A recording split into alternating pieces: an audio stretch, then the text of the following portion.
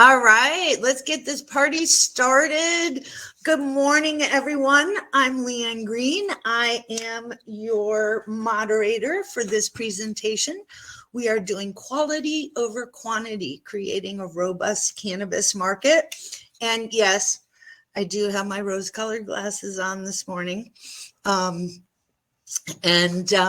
we are optimistic. There's a lot of great things happening in Humboldt around cannabis. And so this is an opportunity for us to work together and come up with some great creative solutions on how to maintain our top-notch status in the world of cannabis. We have three presenters with us this evening. And I also want to introduce Madeline Delap, who is going to be moderating the polls and Q&A. So if you have any questions, please make sure to throw those in. On the right-hand side of your screen, you'll see chat, polls, people, Q&A. So if you have questions for the moderators, go ahead, put them in the Q&A.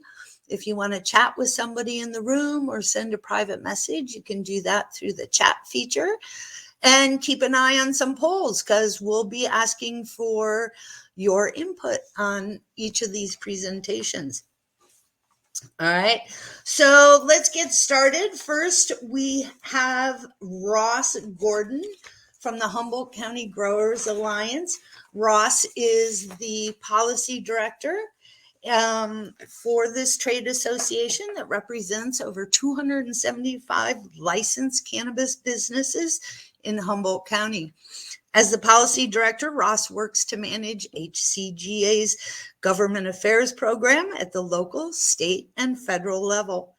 Prior to coming on board with HCGA, Ross worked as policy staff for California Growers Association, a statewide trade association primarily representing the interests of small, independent, and legacy cannabis farmers in rural California.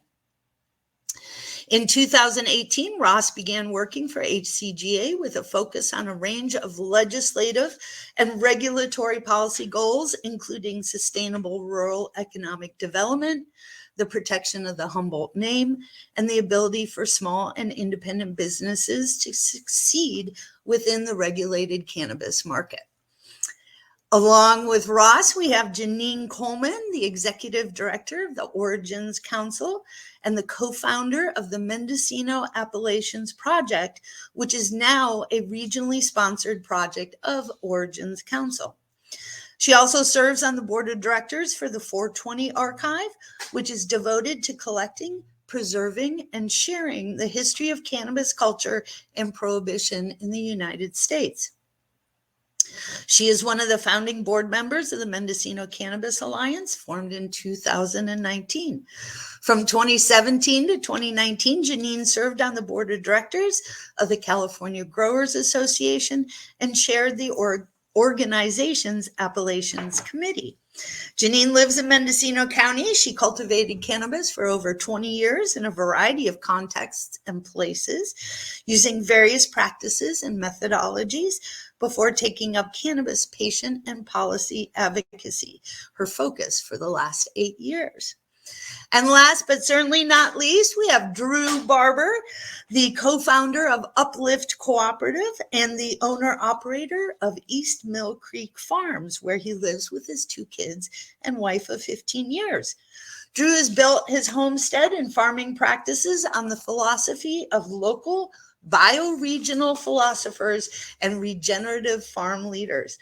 Drew is an admirer of crusty first generation of morally unshakable, socially minded Stone Sinsemilla growers of Humboldt County. Woo, woo! Drew is committed to the small rural community he lives in, is captain of his local volunteer fire department, and serves on several social assistance organizations and local nonprofits, including Uplift Co-op, California's first cannabis agricultural cooperative. Drew believes that when people work together cooperatively, society and ecology benefit. Drew is in pursuit of a world-renowned cannabis agriculture that our Humboldt communities are proud of and that plays a constructive role in our economics and culture. His hope is to leave future generations a world that is healthy, abundant, and fun. East Mill Creek Farms is a 10,000 square foot outdoor native soil cannabis farm. The farm is located 5 miles inland on an uplifted ocean terrace. Over a geological time, 4 feet of topsoil have blown in on the terrace, making a deep, well-textured soil for cannabis roots to run free and unencumbered. The climate here is typically 58 to 63, sunset to sunrise, with regular evening dewdrop. At sunrise, the fog burns off quickly, humidity drops, and daytime temps during the growing season average 71. So welcome, everyone. Thank you so much for being here with us. Let's get this thing started. All right. Ross, take it away. Awesome. Well, good morning, everyone. As Leann mentioned, my name is Ross Gordon. I'm Policy Director with Humboldt County Growers Alliance, and we're a trade association representing 275 licensed cannabis businesses in Humboldt County. Most of those members are small, independent, and legacy cannabis farmers, but we also represent the whole supply chain, which includes manufacturers, distributors, and retailers. And my own role is primarily a policy role, doing policy advocacy at the state, local, and now a little bit at the federal level. I want to start just thanking everyone for showing up. It's, bright and early on a Friday morning. So really appreciate just everyone taking the time to do that. I also want to appreciate this space being here. I think it's really important to have spaces like this. The conversation we're having today, I think, obviously touches on the cannabis industry and the future of the cannabis industry, but also I really see as a community conversation. And so I'm really grateful to have the space to sort of be able to cross-pollinate and start conversations, but continue conversations community-wide about the future of the cannabis industry here. And I also am grateful to be on a panel with Janine and with Drew, who I have huge amounts of respect for, work closely with. And I think, as I think we'll all talk about today, I see all of us as holding different pieces of an enormously large, complicated, and important puzzle, and not just us, but many of the people listening as well. But I think I'm hopeful that the perspective that each of us will share will reinforce each other and start to build towards something which is larger than what any one person or organization is working on. So I think with that, just to dive right into it, this is a conversation about craft cannabis, about quality in cannabis, about creating a robust, craft-based cannabis market. And I think there are sort of two related questions and conversations that I wanted to frame at least my part of this conversation around.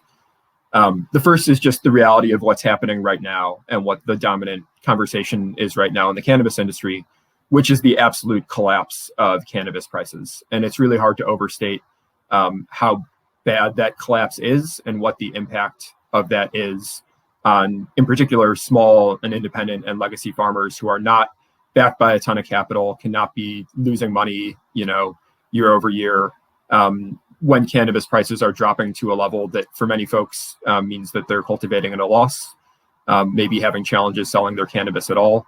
And so I don't think it's an overstatement to say we are at a crisis point in the cannabis community because of that. The second question that I sort of wanted to frame this around is a longer term question, and one that the cannabis industry as well as the broader community, has been talking about for many years, which is what is, the role and what is the nature of the cannabis industry here in Humboldt County?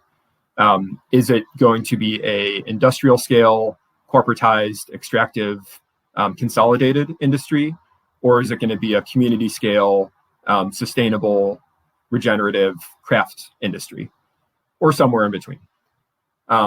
And obviously that's a long-term visioning question, which touches on many different questions in itself, but I think that's a major question we have among ourselves, among our membership and in the industry. And obviously it's also a question that we all have as a community. And what I want to suggest today is that these two questions are really the same question. Because if you don't have a market that values and produces essentially a livable wage for small scale, craft, community-based, regenerative, sustainable cultivation, if that market doesn't exist, then those cultivators aren't going to be able to survive and thrive.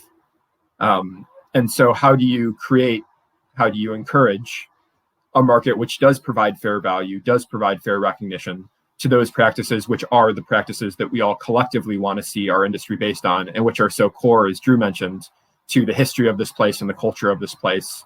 And, many of the people who have been here for decades and made their home here, in many cases, growing cannabis. So this is really the question that we set out to answer when we, as HCGA, worked on last year this marketing assessment. And I want to back up a little bit, really as far back as 2010. And we are having this conversation right now about falling cannabis prices and commoditization and the impact on the community. And I really want to say clearly and emphasize that as much as what's happening right now is a crisis, it is not an unexpected crisis. This is something that people have been talking about, from the moment the conversations about cannabis legalization and therefore commercialization became significant conversations. And I think many people recognize that the natural way that things tend to go, at least in America at the time and place that we're in right now, is consolidation, corporatization, industrialization, and that historically that we see it in many other sectors is not good for small farmers. It's not helpful. And I see briefly a question in the chat. The discussion today is about licensed adult use cannabis, correct? And yes, that's correct. We're talking about licensed, permitted cannabis farmers.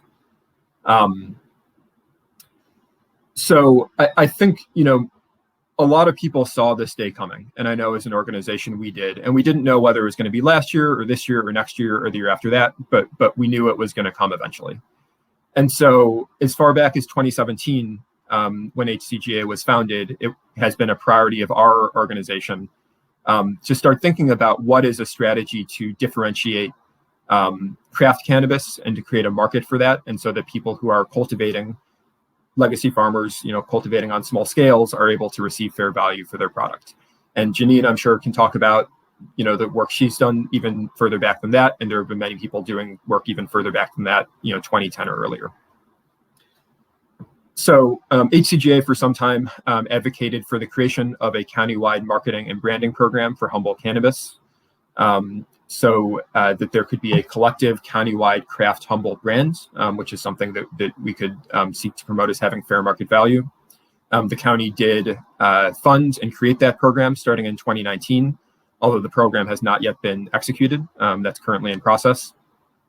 In summer of 2020, the county contracted with HCGA to write a marketing assessment, which is essentially a research paper that attempts to look at examples of other regions which attempted to create this sort of strategy for a craft agricultural product, regionally based, conducted on small scales, exported to the rest of the world. What does that look like? How can that be done successfully in other cases? And really what we found in that marketing assessment, and another thing I want to emphasize today, is that as much as it is difficult to do something like this, it is not impossible, it is not unprecedented, and models for this absolutely exist and are successful. And so commoditization, consolidation, corporatization, these things are not inevitable.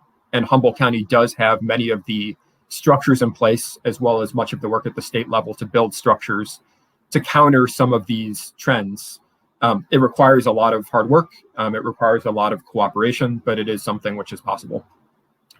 And so in this marketing assessment, we looked at 4 different regions which have engaged in comparable cooperative activities.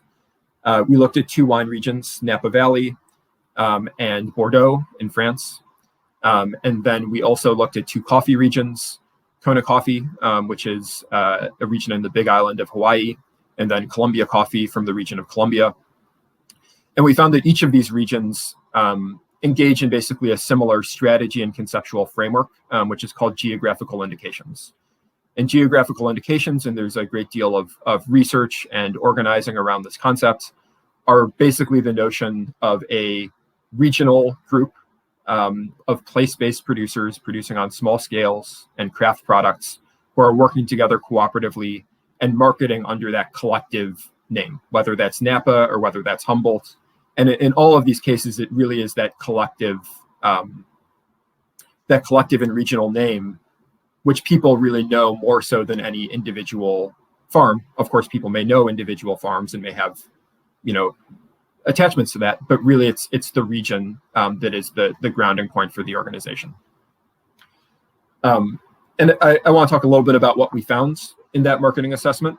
But first, I want to say that the current, and again, I'll use the word crisis that we're facing in the cannabis industry as a result of what's going on in the market, as well as other factors, is not uncommon when you look at these other regions. Particularly in agriculture, it's very common to have problems with overproduction and falling commodity prices. One very concrete example, when we looked and did a case study on Kona coffee in particular, Kona's in Hawaii. It's on an island, kind of, way out in the middle of nowhere. And it's in the United States, which means that they have higher labor costs than in other places. They have higher transportation costs. In Kona, the coffee farms are small farms. And you had about 600 coffee farmers out there. And in the late 50s, early 60s, they were really struggling. They were in a really bad place because they were selling at global commodity prices, despite having these increased costs and despite having these geographical challenges. And at that time, there really was no such thing as like a craft coffee market. But it's something that organizers in Kona, saw that this was a problem. One of the first things which happened was in the 60s was the creation of the Sunset Coffee Cooperative in Kona, which was an attempt to work on a cooperative project to deal with some of these challenges. And over time, Kona really started to work on differentiating a craft identity for themselves, using a number of strategies that I'll talk about more in a moment. And by, I think the 80s or so, or let's say by today, when Kona coffee is sold, it commands 4 times the price in the market of commodity coffee, right? And so this is an example of a region where there are these incredible crises, but they were able to work together to overcome them. And this is really true of every region. Every region has these time periods of crashing commodity prices and then attempts to organize to move out them by really promoting quality in small-scale farms. I'll say in France, oftentimes, when commodity prices fall, farmers start burning down buildings and doing direct action. They're built differently over there, I would say. But none of this is new or surprising. So I guess with that, I want to just briefly talk about and then hand things over to Janine and to Drew, some of the major conclusions that we reached in this marketing assessment about what this sort of organization at a geographical indication might look like. And we divided our recommendations and findings into 2 separate buckets. One is what is the process and organizational structure by which you manage these sort of regionally based programs. And we had sort of 2 primary findings and recommendations from that. One is that you need a strong organizational and institutional structure that is able to operate over the course of many decades. So if you look at any of, Napa, Bordeaux, Kona, Colombia, in all cases, you have these institutions which are at least 50 years old, basically, which are managing these programs and which have a continuous line and a continuous structure. Because really there's a conversation about long-term, what is the strategy, and not just short-term. It's not, about a flashy commercial, right? It's about, and we'll talk about this more, the integration of a lot of different factors within the industry and within the community and within government that all work together to make this possible. The other sort of process-based conclusion that we drew is the importance of equitable participation by the stakeholders who are being affected. And this is a really, really important one, and it's one that isn't true of every geographical indication. There are geographical indications where that regional name really becomes dominated by a small number of, very wealthy elites, essentially. It might be a small number of distributors or exporters. In some cases, it may not be businesses that are even, or organizations even based in the region where the activity is occurring. That's sort of the worst case scenario. There are geographical indications where that's the case. In the best case scenario, really these geographical indications are controlled by the producers. They're controlled by the people in the region who are marketing the product. And that is really important, first, because it ensures that when decisions are made regionally about marketing and about what that program looks like, that all the considerations are being taken into place. In Humboldt County, we have smaller cultivators and we have larger cultivators. We have cultivators who have their own brand and cultivators who sell wholesale and don't have their own brand. We have cultivators who are part of cooperatives and cultivators who are independent. We have cultivators in different regions, each of which has their own unique situation, history, culture, community. To be able to make decisions which are going to be fair and reasonable among all those different interests is something which is really important. And equitable participation is also important because it affects the quality of the decisions which are being made. It's important not just to have everyone at the table, but to make high quality decisions, and making sure that all of those interests are at the table, make sure that good decisions are made about the future of that region. So I'll briefly talk about just some of the, setting aside process and organization, some of the activities that these regional organizations carry out, and then I'll try to wrap things up in the next maybe 4 minutes here by 9 o'clock. So there are a range of activities that these regional geographical indications undertake in order to differentiate a craft cannabis market. One, I think, really important one to emphasize is the importance of business-to-business partnerships and strong market partnerships. Again, advertising is something which is not something which is actually particularly common for these regions. It may be something which happens, but advertising is really helpful for really well-capitalized private companies that can really flood the airwaves or whatever. It's less resource efficient when you're talking about regions on cooperative basis that have limited resources. And so really the foundation, and different regions do it in different ways, is business-to-business partnership. So in the cannabis industry, that might look like cooperation with outside distributors, cooperation with outside retailers, cooperation with bud tenders, educating bud tenders in the cannabis industry about what does craft quality cannabis look like. It might mean creating face-to-face relationships. So in Humboldt County, obviously one thing that we have that's incredibly special is Humboldt County, and actually the material reality of being here, being on a farm here, or being anywhere here in Humboldt County. And so leveraging those direct relationships is something which is really foundational. And again, this speaks back to equitable participation, because if you don't actually have control by the people doing the work, you're not able to form those important market partnerships. IP protection is another important part of this. If people are fraudulently able to use the Humboldt name, not only does that take value away from Humboldt producers, but it also ultimately erodes the value of the Humboldt brand, right? If there's a bunch of cannabis out there which claims to be Humboldt but isn't, that's low quality, now the quality of the Humboldt name is being diluted as well. And briefly, just to mention some of the other factors that we saw as common, the importance of quality control, of thinking over the long term about, what are different grades of cannabis, for example? How do we ensure that consumers who are getting a Humboldt product or product from a specific appellation, which I'm sure Janine and Drew will talk about more, are getting a high quality product that's consistent? Thinking about policy work. Everything that happens in the market is also related to what happens in the policy spheres, particularly in a place like cannabis, where we don't even have a federal framework yet, and we have a county and a state framework that's rapidly changing. Environmental issues, how are those integrated into these considerations? One thing about geographical indications, place-based products, is because they're based in a place, you can't just move production anywhere.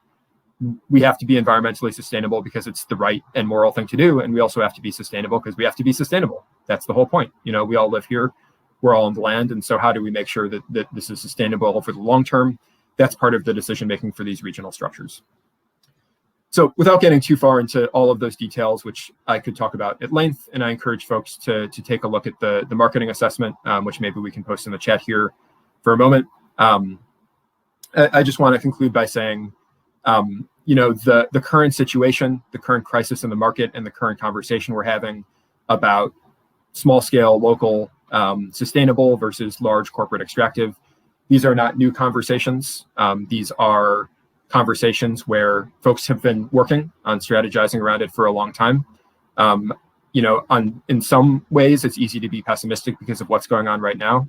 In other ways, I'm incredibly optimistic because I really do believe, looking at these other regions, Humboldt County absolutely, and beyond Humboldt County, has the fundamental building blocks to build a differentiated craft cannabis brand, which will return fair value to small and independent producers and can create a structure which is mutually beneficial for the environment and the community. So that's what I got. Leann, I'll turn it back over to you. Awesome. Thank you very much, Ross. Don't turn off your mic yet, because we got a couple questions from the audience.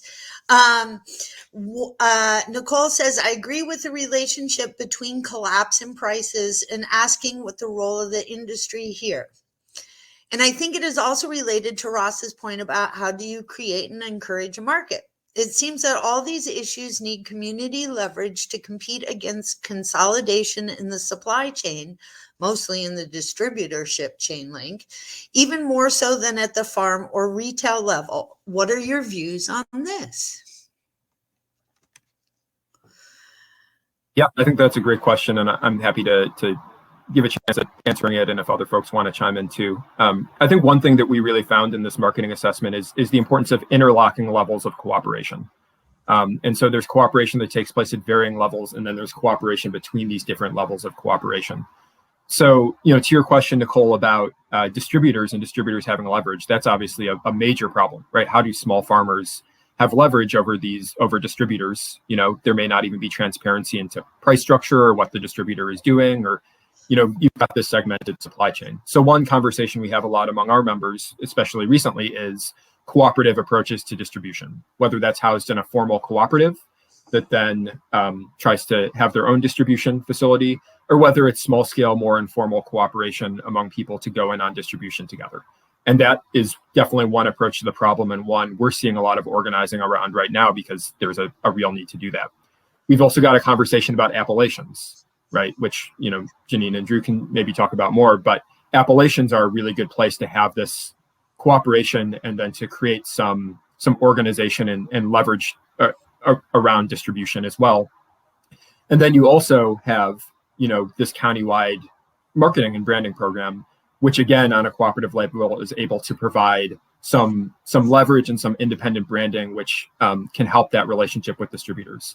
So all of these levels then work together ultimately to give power to farmers and producers to challenge that. And obviously we're in the middle of it right now. So the challenge is not just to talk about it, but to build it. But I think that's how I'd see it, at least.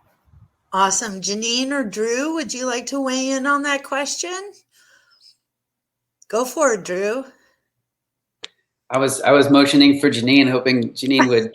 I want to hear what Janine has to say on that one. Go for it.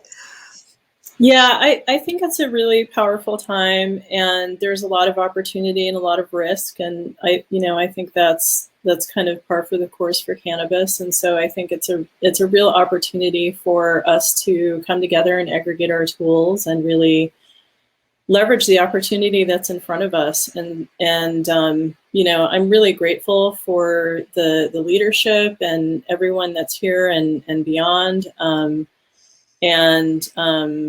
think it's going to take an array of efforts and tools to really kind of address the crisis and the opportunity at hand. And I'm really grateful for this conversation because I think we're hitting a number of those opportunities. And so, yeah, thank you for hosting this venue. I really appreciate it. Absolutely. And I just have to add, Humboldt County cannabis cultivators and anyone involved in the cannabis industry, they are by their nature risk takers. So come on, guys, let's take this risk. Drew, what do you got to say about this? Yeah, well, so if we're looking at the question of farmer-owned licensing and building up farmers towards licensing, owning their own distribution, I think that's really awesome. I think it's a really big step too, and something that I've been learning with our process with Uplift is that we don't necessarily need to own everything, but we do need to have control and as farmers. And so we can gain that control either through ownership, but then we also have to have all the logistics, or we can also gain control by unifying our voices. And that is the first step, I think. We unify our voices and then we can have better control. And then if we find that we have the capacity to carry on the more logistically complex steps, then we take that. So right now, I think if the conversation is about like cooperatives owning a vertically integrated chain in terms of farmers owning all the way to the retail shop, I love that. I'd love to be there. I'm not there yet. I look forward to being there. It's really hard to do all of that and farm, and it's a big ask, but we can unite and as farmers and have a shared voice and bring on that power that way. That's what I'd say. Absolutely. Yeah, thank you, Drew. All right, let's take one more question here before we move on to Janine. This should be an interesting answer. And I invite any of our panelists to chime on this one. Can't Humboldt County embrace both craft and inexpensive cannabis? In other words, why can't we be both Lost Coast and Budweiser beer? Who in the county is developing low price, large scale production? Thoughts? Anyone? I'm happy to chime in just briefly and say, I think part of the challenge of pursuing that model in the North Coast is, quite frankly, our topography. We've established a base of small producers largely because that's what the land can support. And so I think there are limits, geographically speaking, to what can be pursued here. And I think, development is a complex thing. I mean, there's certainly room for that in the market broadly in California and beyond. But I think shared value with all the panelists here and I think the region really comes down to environmental stewardship. And so I think those considerations create some challenges to really develop a commodity-based production model in the North Coast. Yeah, I agree with that. And just to add an additional thought, one thing we looked at this in the marketing assessment is the question of grading and quality standards. And if you look at, for example, Bordeaux, not everything that comes out of Bordeaux is like top shelf, right? I mean, they've got their Grand Crus, which sell for thousands of dollars. And then they've got the standard below that, the Petit Chateaus, which are like pretty good, like not pretty good. I mean, they're really good, hundreds of dollars. And then you've got these other categories, which are like grocery store wine, even in some cases, right? And Humboldt County, is always going to have some higher quality, super high quality cannabis being produced, and some that's a little bit lower quality. And so there probably will over time be a discussion about these grading standards, which is one of the complicated things about something like countywide marketing, right? Like, how do you make those decisions about different tiers of quality? And that's a decade-long conversation. That's way out. But there will be higher and lower quality coming out of Humboldt County, and that's part of the conversation that I think we need to have. Cool. I'll definitely echo all that. I feel like the one thing I can add there is just that our cost of production is higher. And just like Ross was saying regarding Kona, it's just hard to compete with the Budweisers. The farms that are, pulling in 80, 100 acres, they just have a quantity level that allows them to have cheap access to labor, cheap access to facilities, to permits, like all the way through. That's just, at 10,000 square feet, we have a lot of the same fixed costs that a bigger farm will have. We just can't compete with that. So echoing what Ross is saying, like, of course, like I'd like to say East Mill Creek Farms produces only A grade top buds, but it turns out there are buds lower on the branches. That's just how it is. So yeah, I mean, we're going to have, I'm not going to call it Budweiser, but we're going to have that lower grade as well. Hopefully that lower grade can go to other high quality products that will also stand out in the marketplace, because it's still, even though those buds aren't the beautiful A buds, they're still produced in this same manner. And I hope that I can get that high value for that. And I think that's the conversation that we're really working on, is to try to build that so that those small farms, of which we hope there will continue to be many throughout Humboldt, Mendocino, and Trinity, that those small farms can be successful and actually have their own niche in the marketplace. Absolutely. And I personally have argued that there's plenty of room in the market for the Lost Coast beers and the Budweiser beers. And people have their own particular tastes, flavors, budget, and we can accommodate all of that, right? And I would like to see Humboldt County at the top. We're the A team. Let's put it that way. All right, Janine, let's hear what you have to say about the Mendocino Appellations project, and potentially why Appalachians and having that specific legal geographic indication is important for Humboldt County cannabis. Thank you, Leann. It's such a pleasure to be here, and thanks to everyone else who's joined the conversation. It's really great to see everyone's faces and appreciate the work that everyone's doing. So by way of introduction, I'll say that I have the pleasure of co-founding the Mendocino Appalachians project in 2016. And from there, we developed into Origins Council. And so we founded that organization in 2019, and we're a C4, nonprofit education, research, and policy advocacy are the scopes of our work. And our mission is really a dedication to sustainable rural economic development within the historic cannabis producing regions of California.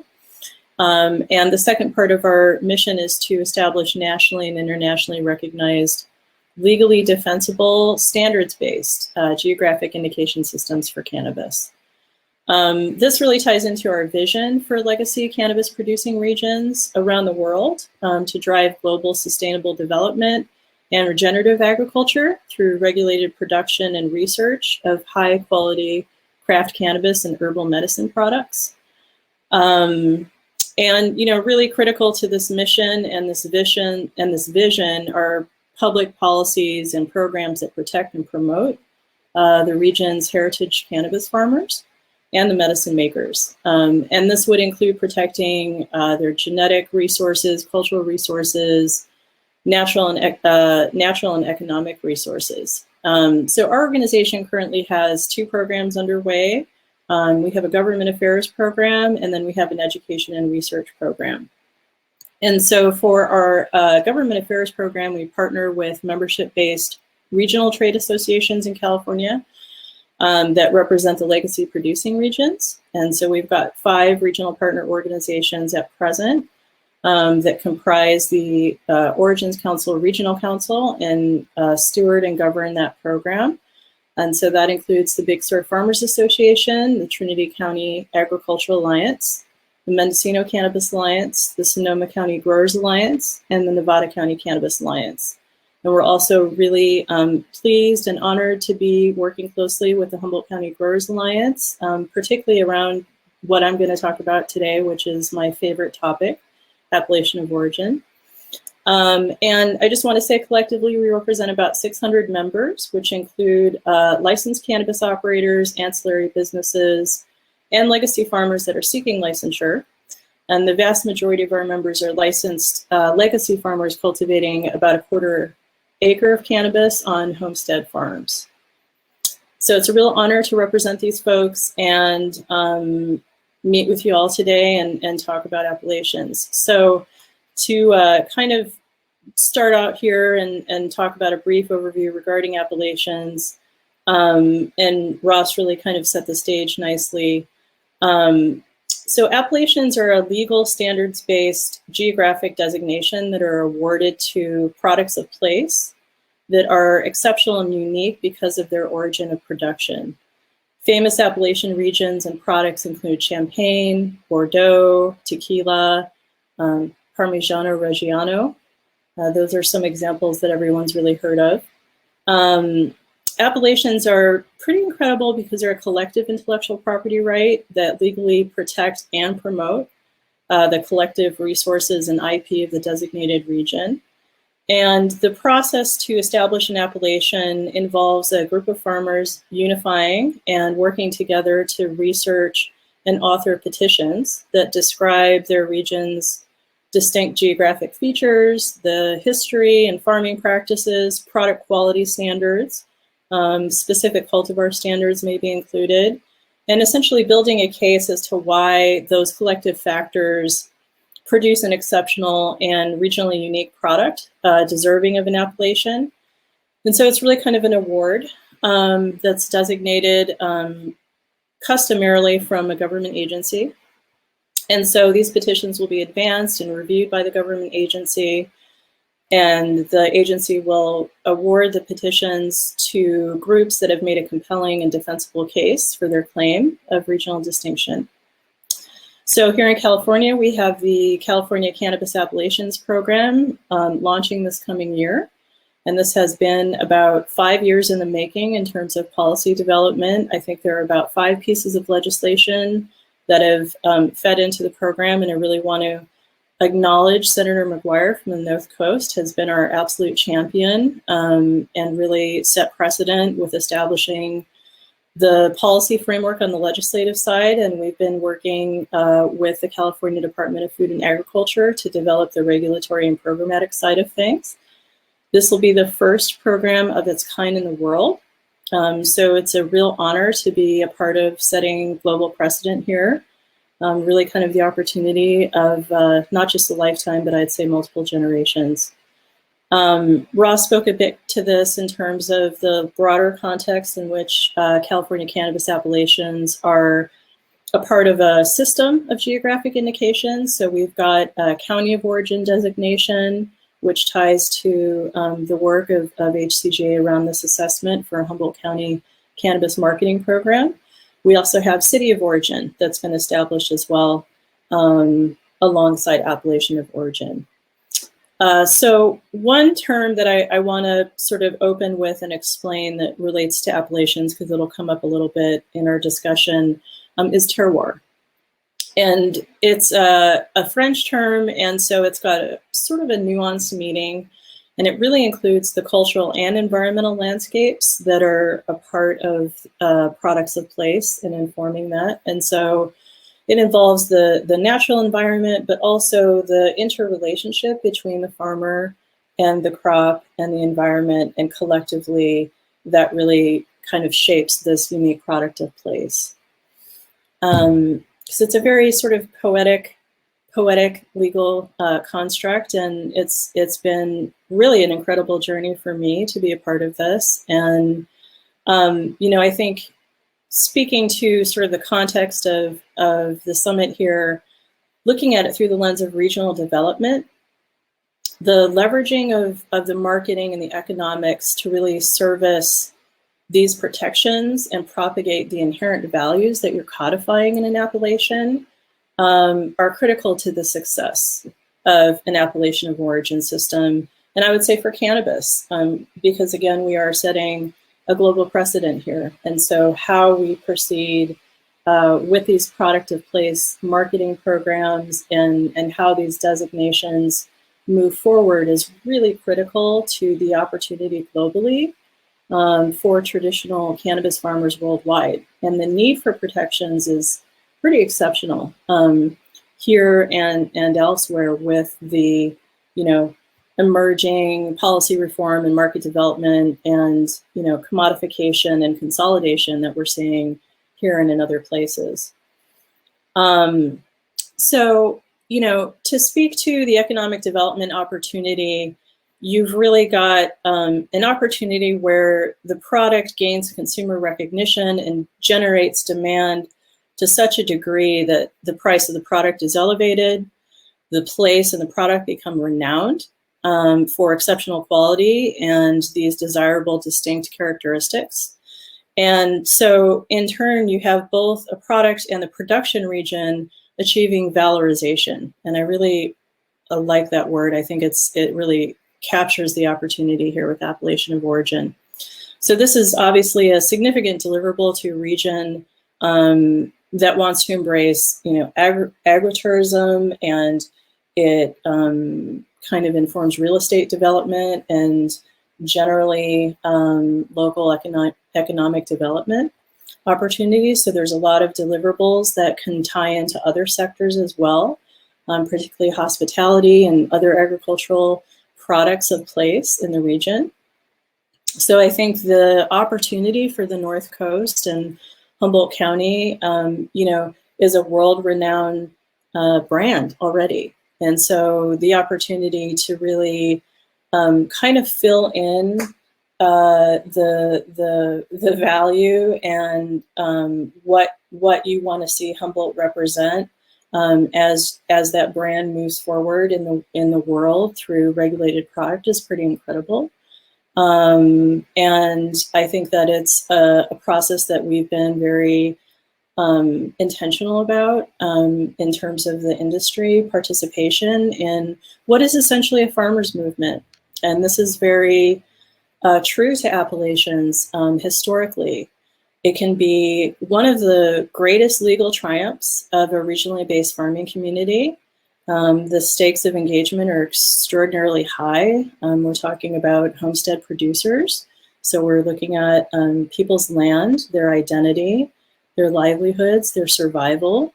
You know, Ross really spoke to the climate that we're in right now, and the stakes are extremely high. And so, you know, I really want to kind of emphasize the care that has gone into and will continue to go into defining and marketing these designations, because when loosely constructed, these designations can be co-opted and they can be wielded as a legal instrument of exploitation and in some cases colonialism. And so it's really important, I think, to approach this work with respect and really think about the power of appellations and geographic indications. And so I want to offer a couple of examples that kind of speak to the context and the politics of products of place from the perspective of a couple of different producing communities, Champagne, and then I want to speak about Manuka Honey in New Zealand. And then I'll wrap up with speaking to California cannabis farmers and how this is germane to our journey right now. So moving to Champagne and looking back about 100 years or so, in 1910, we saw the eruption of the Champagne Riots. And this emerged from a series of crises facing the grape grower community in the Champagne region of France. They had 4 consecutive years at this point of devastating crop losses due to an infestation of the phylloxera louse, which destroyed a total of 15,000 acres of vineyards in 1 year alone. And so farmers there were facing low income, the threat of wine merchants using grapes from outside of the Champagne region.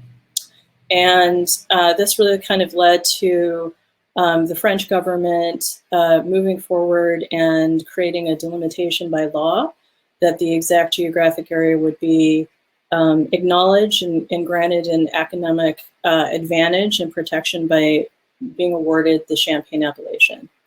And so, you know, I really wanted to kind of put that example forward because it sets the stage that this is not just a marketing opportunity, and it's not just a policy construct, and it's not just an IP construct, it's all of those things. And it really is historically, and I think for California cannabis, a farmer-driven movement in response to crisis and opportunity.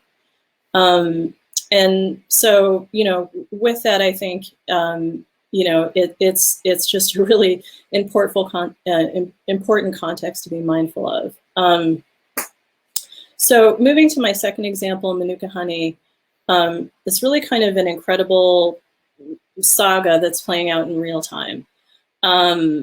So Manuka Honey is a culturally very significant indigenous nutraceutical product.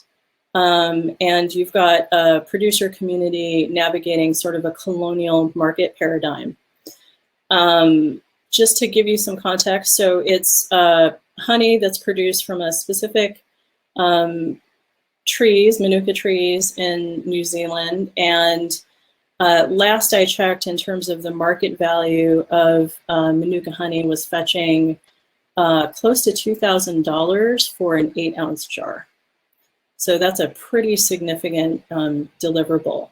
What's really kind of interesting and I think important is that it's a medicinal product. And so this has been something that we've been really dialoguing about for years in terms of cannabis.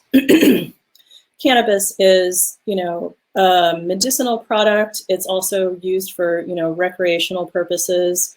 And in setting out to establish an appellation of origin system to help to elevate the value of this craft product, special consideration needs to be given to access in terms of it being a medicinal product. And so I think Manuka Honey is a really interesting example in terms of how they've navigated, that spectrum of considerations. And so what we see with Manuka honey that's really interesting is there's conflict going on with Australia and New Zealand. So Australia is really trying to claim Manuka honey, and New Zealand is, protecting the definition of it as a traditional product, really tied to the Maori.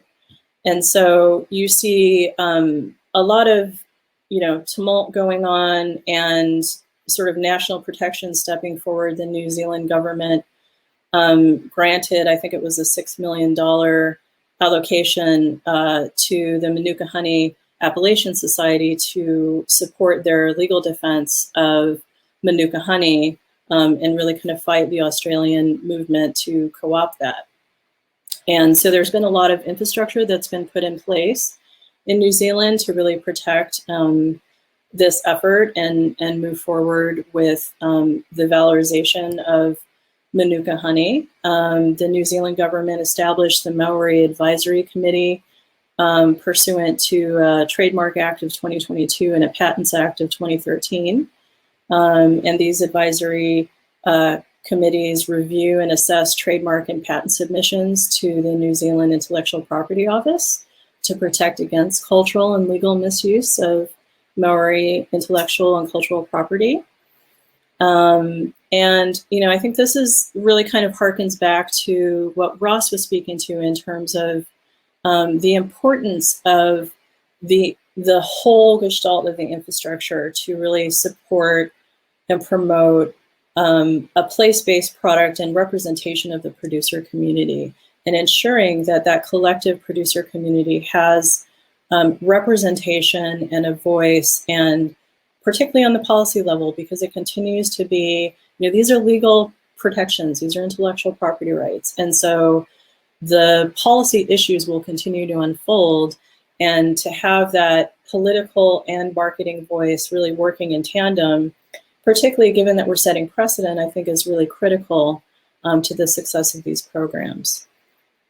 And so, we'll see how the drama unfolds with Manuka honey. I think it's really fascinating. I believe the producers have some agreements in place with local hospitals in terms of navigating the access considerations as a medicine. And so I think that's kind of a really interesting, they have the high craft value market, and then they also have, programmatic ties to the local health industry to kind of address the ethics of access for a product of place that's also a medicine. And so, we continue to look to that model to really kind of inform how to navigate that with cannabis.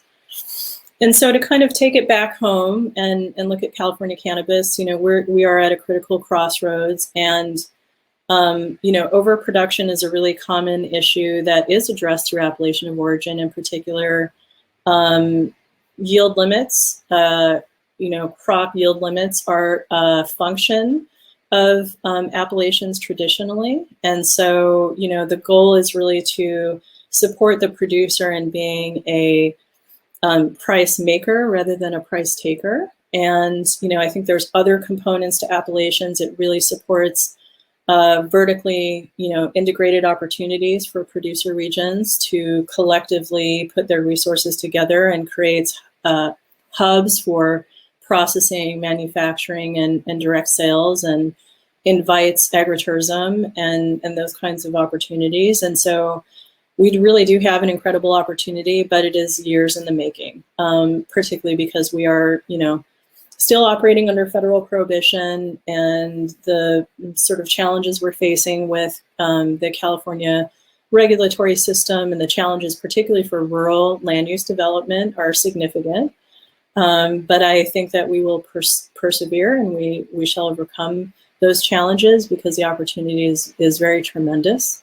And, I think to kind of harken back to sort of the culture of the North Coast, and really looking at, I'm really proud to say that, our appellation and geographic indication system for cannabis, and the policy work that went into it, is really driven by the community, by the farming community, and, working in close partnership, particularly with Senator McGuire and the agency.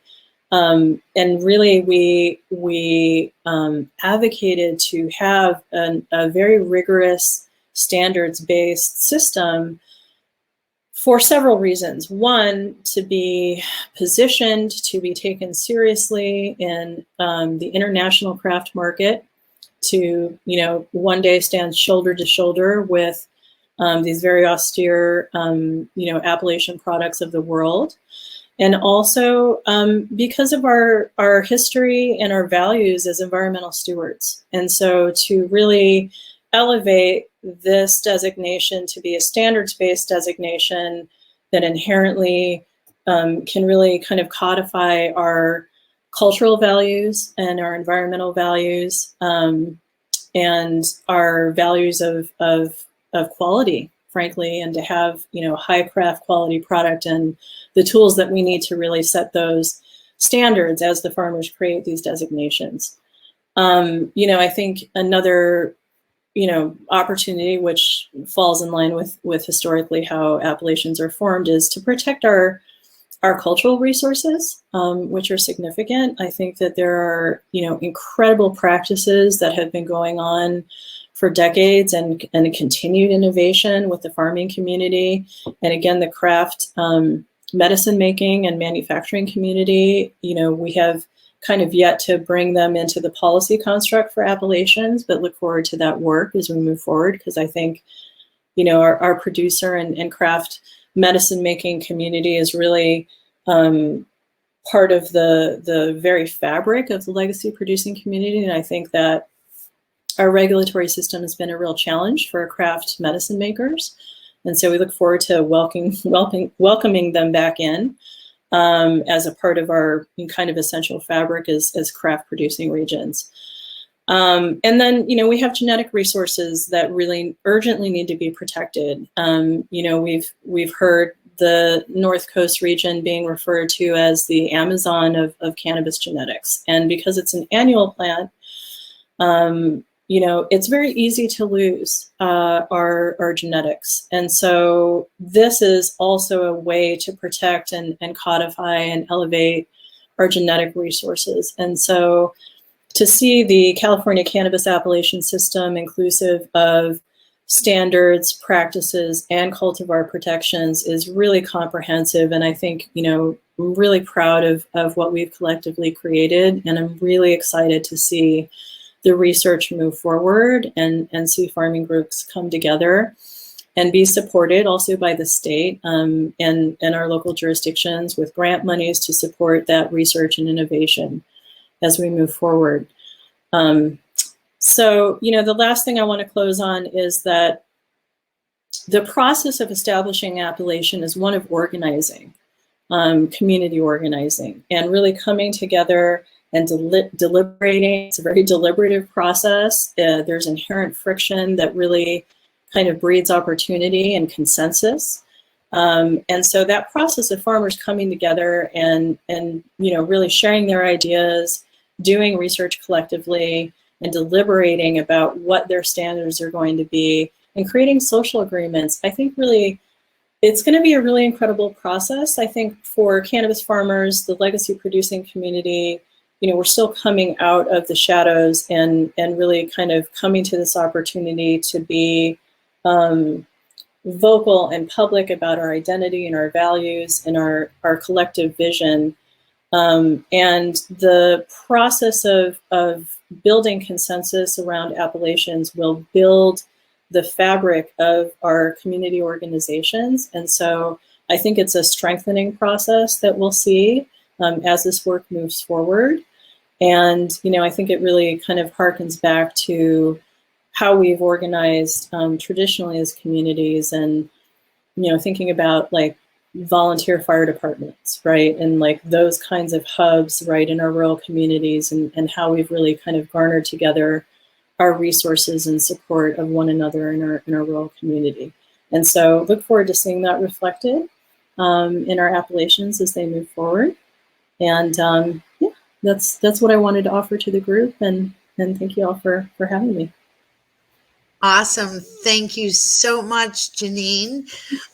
We do have one quick question for you. I'm only going to give you a couple minutes because I want to make sure Drew has plenty of time, and then hopefully we have a few minutes to chat a little bit more about questions.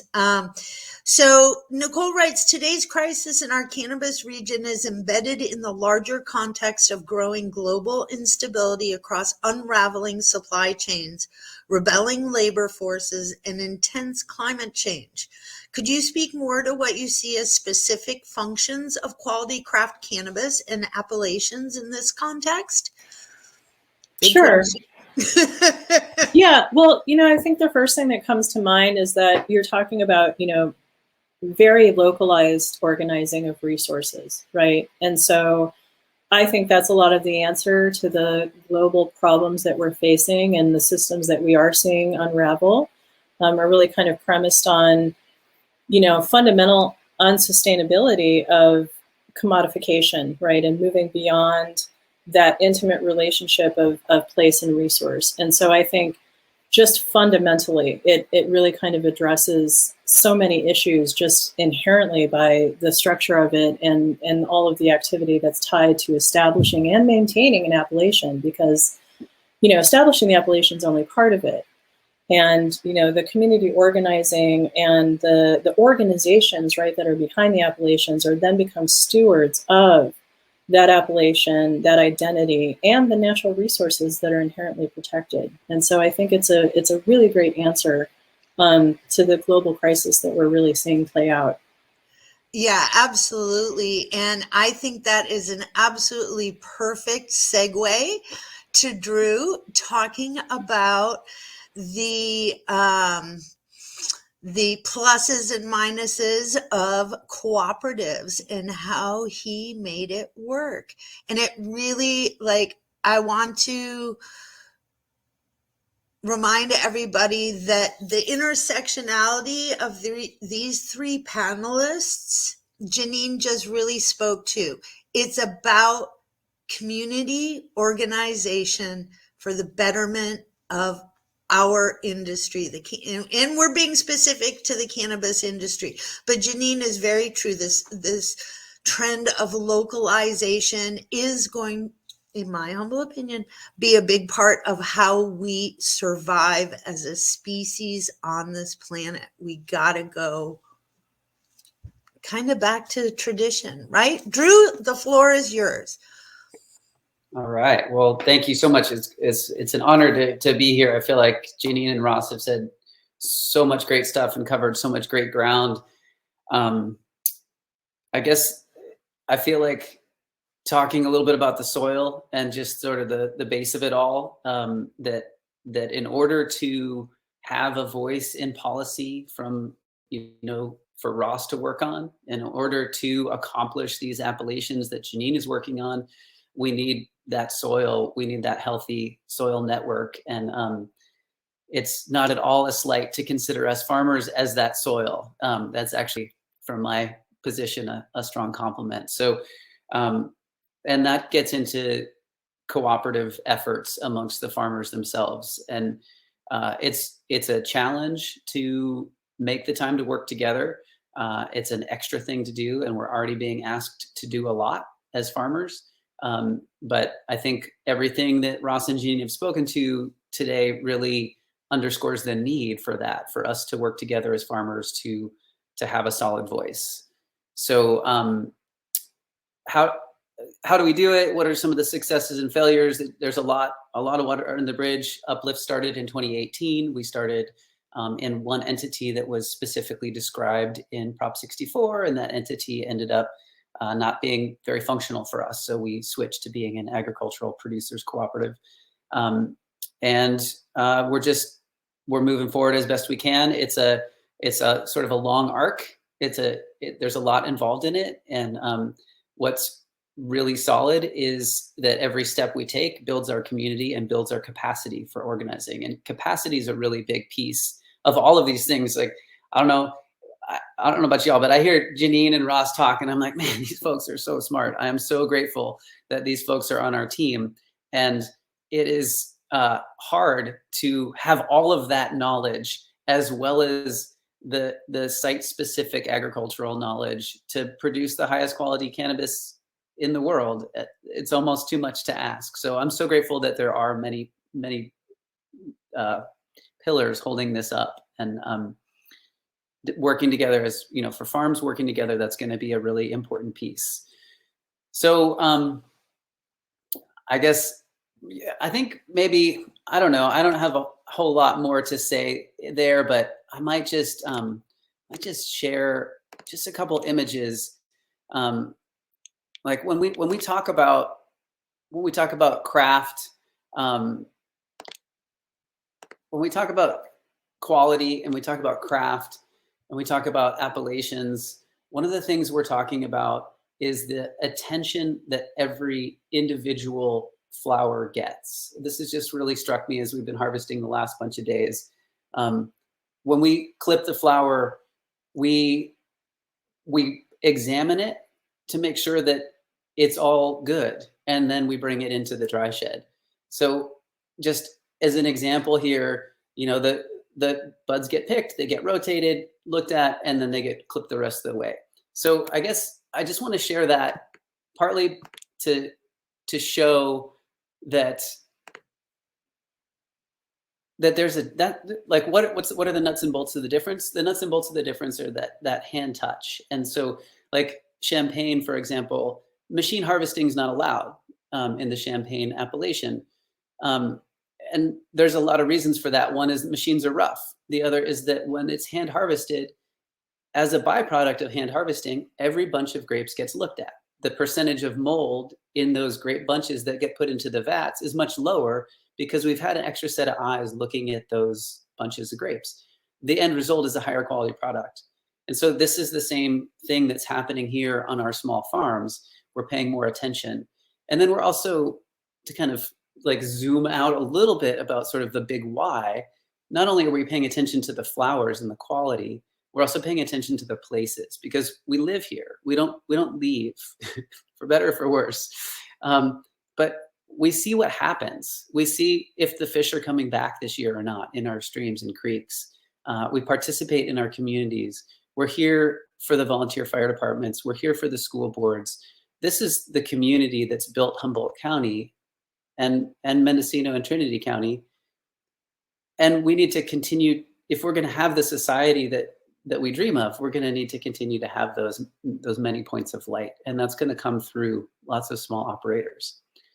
So with that, I don't know how much I can add, because everything has been so eloquent and beautiful. I'd love to open it up for some questions. I'd love to, I guess there was a question earlier about the question about the sort of, can we also produce large quantity low grade product? And we kind of danced around that a little bit. The answer is yes, we certainly can. And I think I also just wanted to address it by saying we are, unfortunately, even if we're not producing that kind of quantity, most of us are participating in that kind of marketplace.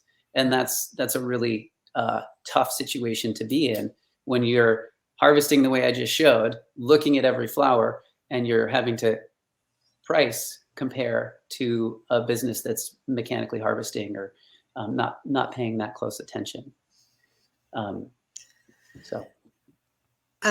Madeline threw in, and if you haven't looked at this article, there is a link in the chat. There was a great article about produced 11 years ago about what's coming after pot. And, you know, and so those of us who have been me personally, in and out of the industry, we have to some extent seen a little bit of the writing on the wall. We knew that the market was going to crash. We knew that other areas of the state were going to jump on the bandwagon and try to replicate what we do here in the Emerald Triangle. And we know they haven't succeeded, right? But again, and I think this is the biggest challenge for the Emerald Triangle is, and every one of our panelists have said this, we have to come together as a community. We have to organize collectively, we have to decide on what values we agree are important for Emerald Triangle cannabis.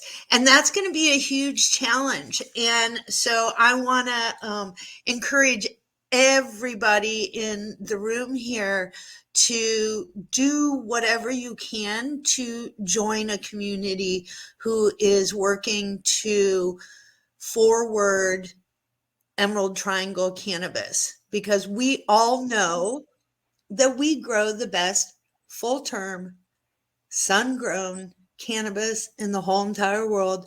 Come on down. You can fight me about it. Thanks, Leann. You know, Can I tag on that just briefly? I just also want to give kind of a shout out to the folks who are working together. I know there's a lot of decision makers on this call right now too. And something I think that gets a little skipped sometimes is that it is an extra step for these farms to work together. And there has to be support in place for that. Without support for the farms to work together, you know, we lose that capacity, and then we lose the farms. And then, you know, as you start going down that pathway for our small counties, you start just being Budweiser and trying to sell, you know, Budweiser that costs 10 times as much to make, competing against the big players. So supporting, you know, co-ops, supporting the different groups of farms working together is really, really critical. And trying, and this is the ask for the decision makers, so that the ask for the citizens is like, support that, you know, purchase it where you can.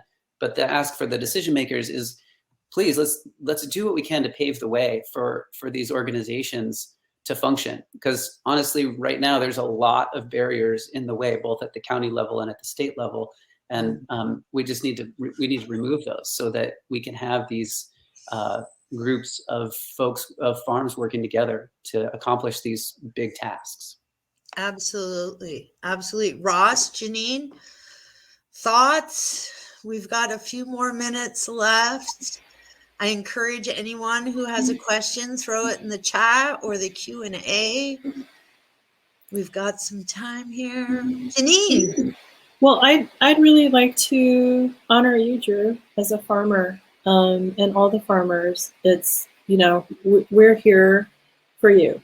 And the work that you've done personally to organize is really commendable. And I think it's you know, it feeds us as advocates to know that you're doing that work in your community. And all the farmers, right, it's harvest. And so I really want to celebrate and acknowledge all the farmers. And as that mycelial network, right, that connective kind of tissue of our community. And I just really can't emphasize, you know, how just integral that farming community is to this whole collective vision and the economic development of the North Coast. I think is especially moving into, you know, the challenges that we face with climate change and, you know, just the economic constructs kind of, you know, wanting to reconfigure and localize. And so just really wanted to honor you and thank all the farmers for all of your work. Absolutely. And we also know that this is harvest. So I'm personally going to thank the rain for their timing so that those of you who are farmers can be here because you've done the most of your work anyway in harvesting and getting things in before the rain came down. We do have one question from Greg, who is asking, what do you think is a realistic estimate of how much more Humboldt farmers can charge if a Humboldt appellation is established? Can they get 10% more, 25% more, twice as much? Now, and maybe Ross, you can answer this because we have a Humboldt geographic indication, a legal indication for Humboldt County on the books, right? But that is different than the Appalachian projects that Janine is talking about, we're talking, if we think about Humboldt County, Appalachians might be the Salmon Creek watershed, Elk River or Elk Creek watershed, Palo Verde, maybe they want to call it Murder Mountain. Who knows, right? Let's be fun. But so there is a difference between the geographic indication of Humboldt and then these sub appellations. But really the question is, how much do you think farmers can charge because they now have this appellation? Does it uplift their product and make it premium? I know when I buy wine, the stuff that just says California is a lot less expensive than the stuff that says Rutherford Ranch. Right? And that is what we're talking about. So I think it depends what it's going to say on the label in terms of geographic indication. Ross? Yeah. First, I really appreciate you mentioning that, Leann. And I think things intuitive to folks. Humboldt County itself is not an outlet. Humboldt County, there's not necessarily sub-regions in Humboldt County. Ross, I'm sorry. Yeah. I'm going to interrupt a quick second because you are coming through very weirdly. And it's like a staccato.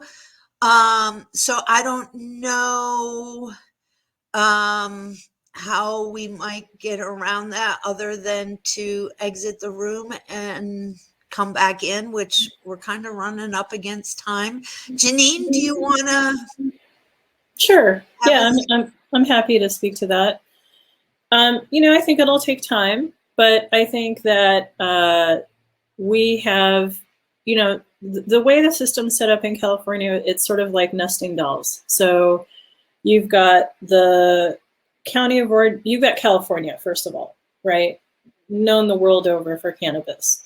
Then you've got Humboldt County, known the world over for high quality cannabis for decades.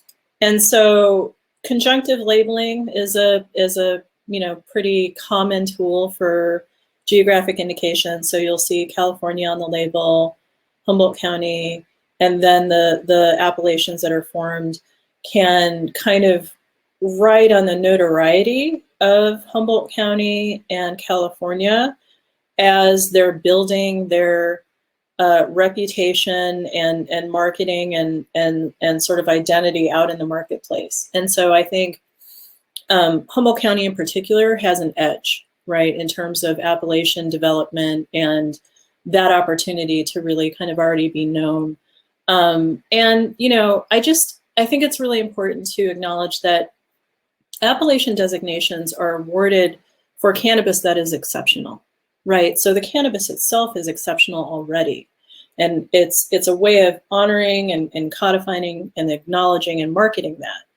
And so, I think craft producers of cannabis have known this for a long time. It's like, if you have the fire, it sells itself. It's really just a matter of getting it out there, right, in front of consumers. And so, it's yet to be seen, right, how this will play out in the marketplace, but you're working with, an incredible set of tools and reputation and opportunity. And so, the Manuka Honey example is pretty phenomenal to me. $2,000 for, I forget what it was exactly, an eighth of an ounce or something.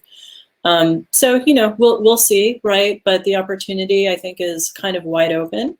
I think we won't know really how things shake out until we have a truly kind of open market on an international level.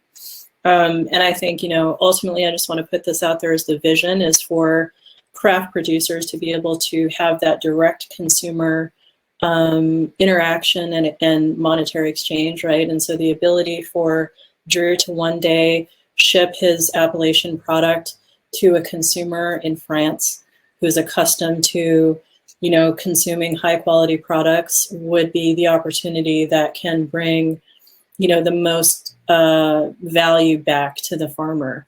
And so, it'll take some time, right, for all of this to develop, but the opportunities are pretty broad. And that is the hard thing right now, because all these things that we're talking about do take time, and we are in crisis now. Drew, what are your thoughts? I guess I just would add, I think I appreciate the question here. Like, okay, so if I jump into this Appalachian world, what am I likely to gain? And from a business perspective, it's kind of important to have those sort of numbers before we start investing a huge amount of time and energy. It's hard to pin them down. But what I also just kind of want to add to the mix there is that not only is there likely to be an increase in price, there's also likely to be a much more efficient, I think Janine was addressing this, a much more efficient chain of control and production. So like, for example, with Uplift, what we're working on is not just increasing cost of sales or value of sales to the farmer, we're also working on reducing the cost of production. So both of those things are going together. We're not going to reduce cost of production if it sacrifices quality. That's out. But we can reduce cost of production. We can reduce cost of getting our product to that end consumer so that more of that value comes home to the farm. So it's a complex question, and I know, Janine, you addressed it really well with like that Manuka example, which is maybe far on one side of the spectrum, maybe not, but let's figure this out. Excellent. Thank you, Drew. Ross, you want to try, and we've still got some time here. You want to try and get your 2 cents in there again? Yeah, how's this? Can you hear me all right, or is this staticky? It's better. It's a little hitchy, but let's just go for it and see how it goes. Sure. Well, I don't really have too much to add to what Janine and Drew said. I did post in the chat, just for some comparison, Colombian coffee sells for about 20% more. Nope, no good. Yeah. Oops, you're Not great. still pretty glitchy. I think what everyone else said was fantastic. So. Awesome. Thank you so very much. We do have a few minutes. If anyone has any burning questions, comments, concerns, one of my favorites, right? Again, I think our takeaway from this presentation is that we need to get together. So during this, these presentations this morning, I encourage you to connect with people. You can set a meeting with them. You can direct chat with them. You can, set a date for a little bit later. You'll see, if you go to the event tab and you go under people, you'll see everybody who is here today. So reach out to them, make those connections. You're going to hear me more from Madeline as well as the Southern Humboldt Chamber in terms of getting together and moving forward with this economic opportunity for economic development. We, Humboldt County, the Emerald Triangle, we are cannabis, and we want to continue to stay at the top of the shelf very prominently. So I want to thank everybody. I'm going to throw a little feedback form in the chat in just a moment. So please, if you would take a moment, click on that and let us know what your thoughts are about the presentation, because in about 2 weeks, we're going to start planning next year's summit. No rest for the wicked, right? So thank you again to Ross Gordon from the Humboldt County Growers Alliance. Thank you to Janine Coleman from the Mendocino Appellation Project and Origins Council. Thank you very much to Drew Barber at Uplift Cooperative and Mill Creek Farms. And also thank you to Madeline for being my very competent second. Madeline, as you know, is the executive director of the Humboldt County Growers Alliance. Thank you all very much. I hope that you will continue. I'm going to leave the session open for a few minutes so that I can type in the feedback form. So encourage our panelists to keep your mic open. The next session starts at 10:15, and I hope you will join us. We'll be continuing the conversation about cannabis, looking at the industry through the lens of equity. And you'll enjoy our panelists, Johnny Casali, Peggy Murphy from Project Trellis, Alonzo Bradford, and Timo Espinoza. And that panel will be moderated by Don Arledge from the California Center for Rural Policy at Humboldt State University. And she has a lot of, despite being at HSU, she has a lot of experience with cannabis. So thank you all very much. We appreciate you. Have a great day, make lots of connections, and let's cultivate those community organizations and uplift our cannabis industry. I've got my rose-colored glasses on. We can do it. It's a transition time, right? It is a time of transition. So if you can, hang in there. There we go, Drew. That's lovely. Wonderful. Okay, thank you all. I'm going to throw this feedback form in the chat, and I'm going to turn off my mic for a second. Great. Thanks so much, everybody. Great to be here.